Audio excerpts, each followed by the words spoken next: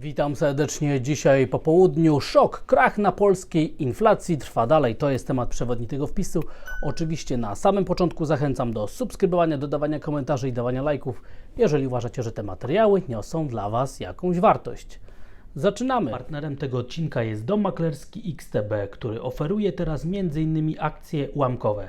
Akcje ułamkowe umożliwiają inwestowanie w niewielką część akcji wybranej spółki, dzięki czemu nie tylko zwiększają swobodę w doborze walorów do portfela, ale również ułatwiają kontrolę nad inwestycjami.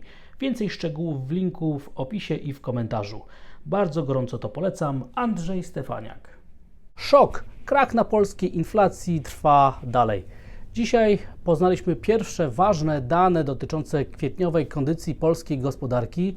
Jutro będziemy mieć już komplet danych, więc będziemy mogli powiedzieć zdecydowanie więcej, ale to, co dzisiaj przykuło szczególną uwagę, to jest temat inflacji producenckiej. Jak wiemy, dla krajów strefy euro, dla Niemiec ona bardzo dynamicznie spada i teraz rzut oka na to, co się dzieje na inflacji w Polsce, tej inflacji producenckiej. Widzimy także, że dane są na poziomach niższych niż zakładały prognozy i są bardzo bliskie skrajnie optymistycznym prognozom, a to oznacza, że procesy dezinflacyjne w Polsce zdecydowanie postępują.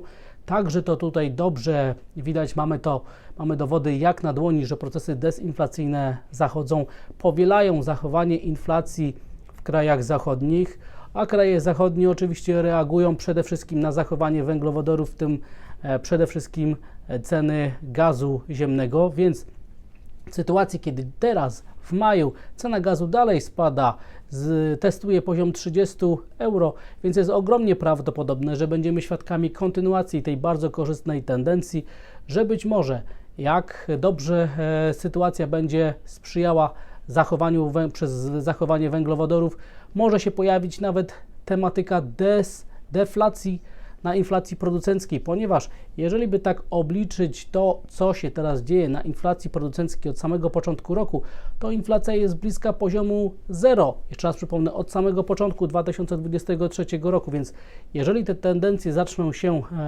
będą kontynuowane, to już w danych za maj będziemy mieć od samego początku tego roku deflację na inflacji producenckiej, a być może jeżeli te tendencje będą się w takim samym stopniu nasilały, to możemy się otrzeć także o deflację w ujęciu rok do roku, jeżeli kulminacja procesów dezinflacyjnych będzie miała miejsce mniej więcej we wrześniu i w październiku. Dlatego też te dane są takie dla nas teraz niezwykle interesujące i ważne, ponieważ pokazują, że ceny, produktów, które wychodzą z fabryk, już ewidentnie uwzględniają procesy dezinflacyjne i prędzej czy później dotrze to do świadomości opinii publicznej i każdy z nas będzie mógł z tego także korzystać. I widzimy na wykresach tym średnioterminowym i długoterminowym, jak uzasadnione jest użycie słowa krach i jak teraz na przestrzeni ostatnich lat zachowanie inflacji jest szokiem. Wcześniej bardzo dynamicznie rosła, teraz dynamicznie spada i jeszcze raz przypomnę, była ona bardzo zbliżona do najbardziej skrajnie optymistycznych prognoz, a to naprawdę oznacza, że procesy dezinflacyjne w Polsce postępują szybciej niż wcześniej konsensus rynkowy zakładał, a to może w perspektywie końcówki tego roku dać nam uzasadnioną pierwszą obniżkę stóp procentowych i moim zdaniem właśnie tak się stanie, dlatego ja się tak bardzo optymistycznie przychylam ku tezie, że będziemy świadkami wkrótce bardzo dynamicznego spadku inflacji, także w ujęciu konsumenckim, co pozwoli na obniżki stóp procentowych w tym roku w naszym kraju.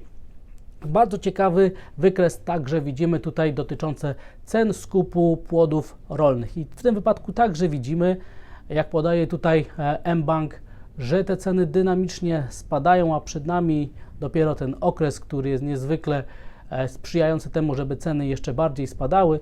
Dlatego też i ceny, które widzimy w sklepach dotyczące żywności, także wkrótce powinny nas bardzo optymistycznie zaskoczyć dynamiką swoich spadków. Ale to nie były jedyne dane, które dzisiaj poznaliśmy. Poznaliśmy także dane o wynagrodzeniach w naszym kraju. Wszystkie dane odnoszą się do kwietnia. Były one dokładnie takie, jak zakładały prognozy, więc tutaj nic nowego się nie dzieje, ale warto patrzeć na ujęcie realne, czyli po uwzględnieniu inflacji konsumenckiej.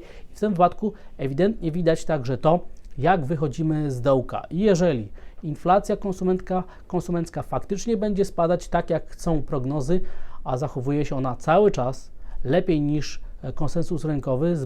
Ona zachowuje się tak, że tak jak są te optymistyczne scenariusze, to moim zdaniem już w trzecim kwartale, w okolicach środka wakacji letnich, będziemy świadkami tego, że te realne wynagrodzenia znowu staną się dodatnie i będą pozytywnie kontrybuować do dynamiki wzrostu PKB w naszym kraju, więc te wychodzenie z tego dołka należy uznać jako bardzo dobra wiadomość i myślę, że będziemy wkrótce świadkami wychodzenia rzeczywiście tej realnej dynamiki na poziomie dodatnie, a to będzie sprzyjało temu, żeby ożywienie w Polsce gospodarcze znowu się pojawiło i te wszystkie informacje, które teraz się pojawiają o wszystkich programach dotyczących nieruchomości, programów 800+, mają za zadanie wzmocnić konsumpcję w sytuacji, kiedy ona będzie wychodziła teraz z dołka cyklu koniunkturalnego, żeby to ożywienie gospodarcze było jeszcze bardziej wzmocnione, więc te działania należy odczytać niezwykle optymistycznie i ważne.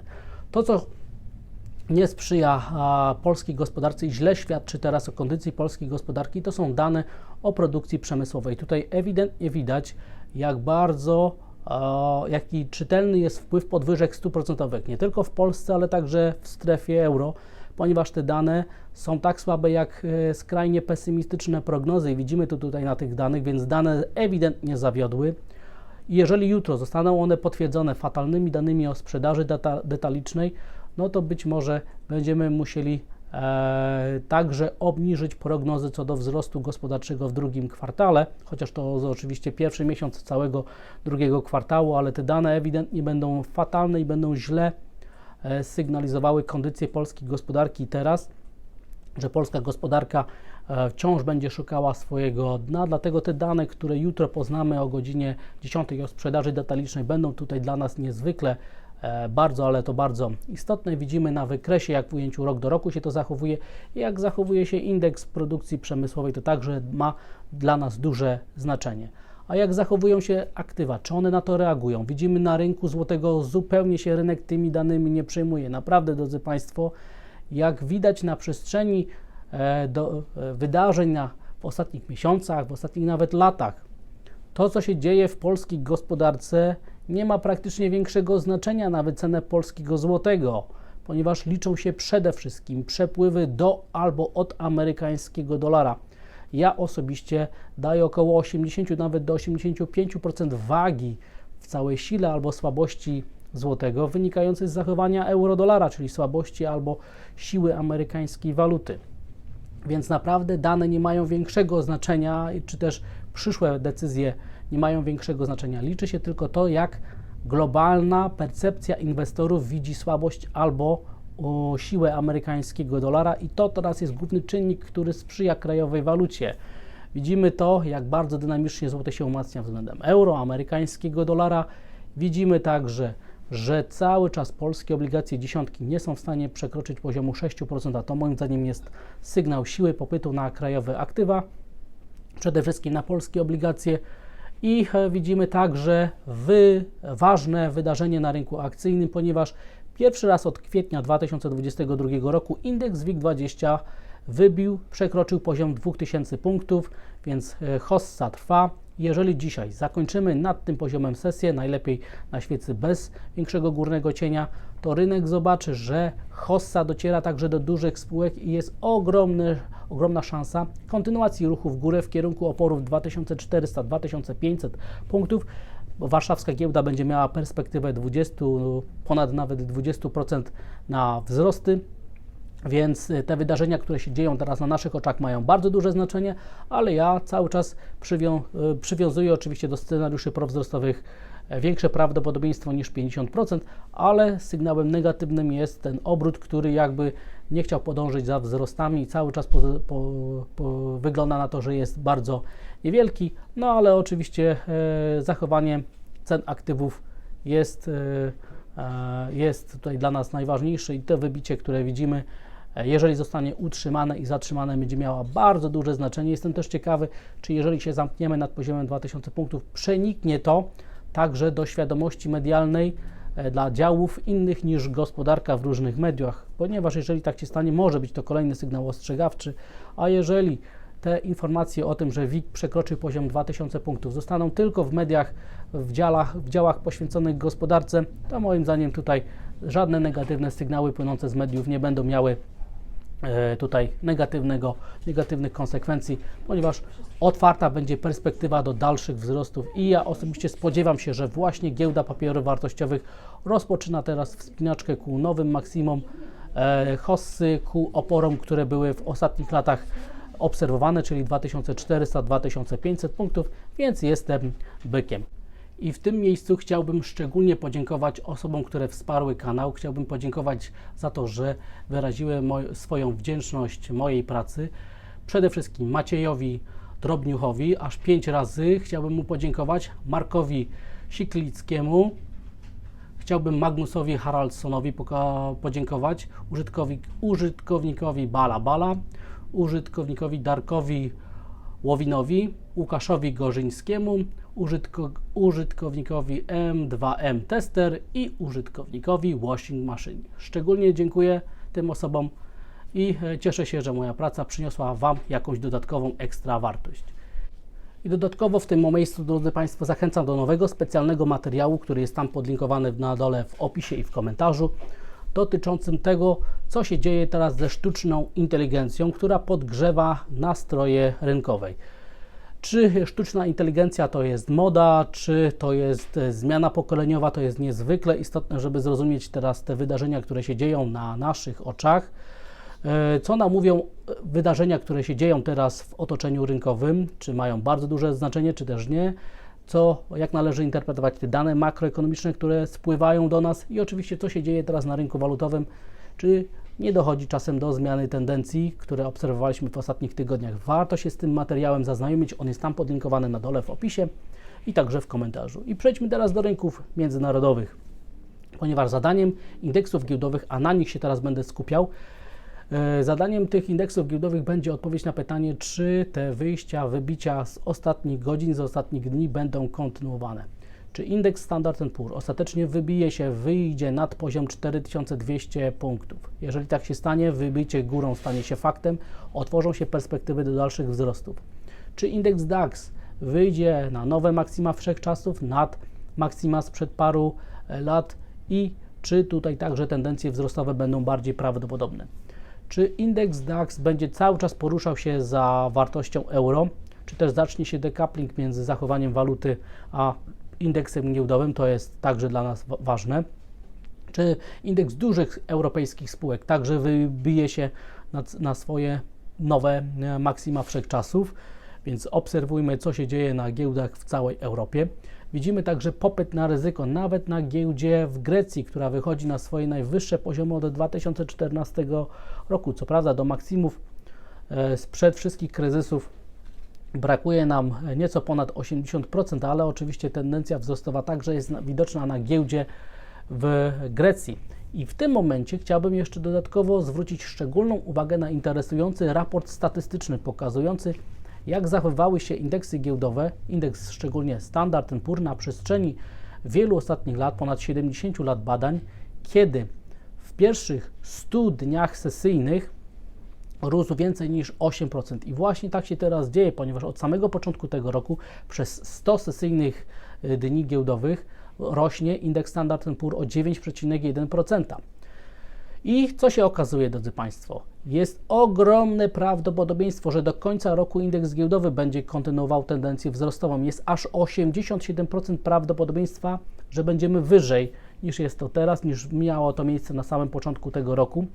I standardowo średnio indeks giełdowy rośnie w takim roku o 25%, więc skoro teraz jest 9%, a średnia jest 25%, więc jest jeszcze naprawdę bardzo dużo potencjału ku temu, żeby druga połowa tego roku była bardzo dobra dla rynków akcyjnych, a ja osobiście spodziewam się, że dopiero przyszły rok, 2024, będzie dobry dla indeksów giełdowych, ponieważ wtedy indeksy giełdowe będą dyskontowały obniżki stóp procentowych, nie jeszcze teraz, ale pomimo tego widać, że statystyka już teraz sprzyja tendencjom ku wzrostom cen akcji i myślę, że to jest naprawdę scenariusz bazowy, który warto rozważać. Teraz patrzmy na rynek długu. Amerykańskie obligacje dwuletnie bardzo ładnie korelują z tym, co się dzieje na amerykańskim dolarze. Warto być tego świadomym. Amerykańskie dziesiątki także idą w górę na fali dyskontowania kryzysu. Zadłużenie w Stanach Zjednoczonych, który może mieć miejsce już za kilka dni. Naprawdę rynek tego się obawia i te wzrosty rentowności widać także na polskich papierach, ale ten kryzys długu może mieć także swoje reperkusje szerzej, więc warto się przypatrywać, co się będzie działo na indeksach giełdowych w następnych dniach przez pryzmat właśnie zachowania waluty i zachowania amerykańskich obligacji. Przyszłe stopy procentowe rynek wycenia cały czas co najmniej jedną podwyżkę obniżkę stóp procentowych do końca tego roku w Stanach Zjednoczonych, być może nawet dwie obniżki.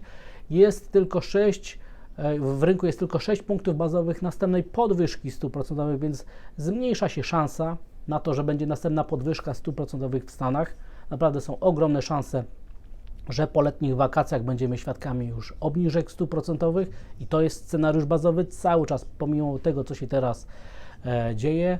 Amerykański dolar cały czas walczy o poziomie 1,08, także tutaj nic nowego się nie dzieje. Złoto patrzy na zachowanie amerykańskiego dolara i zachowanie rentowności, które na razie sprzyjają raczej tendencjom spadkowym ceny złota niż wzrostom. Obserwujemy także testowanie dolnego ograniczenia tego kanału spadkowego na cenie miedzi, więc jeżeli popyt na ryzyko chce zaatakować, to powinien także zaatakować cenę miedzi. I ropa naftowa, która utrzymując się nad $70 daje przynajmniej lekkie szanse na to, że jednak te scenariusze prowzrostowe będą także uwzględniane przez zachowanie cen surowców.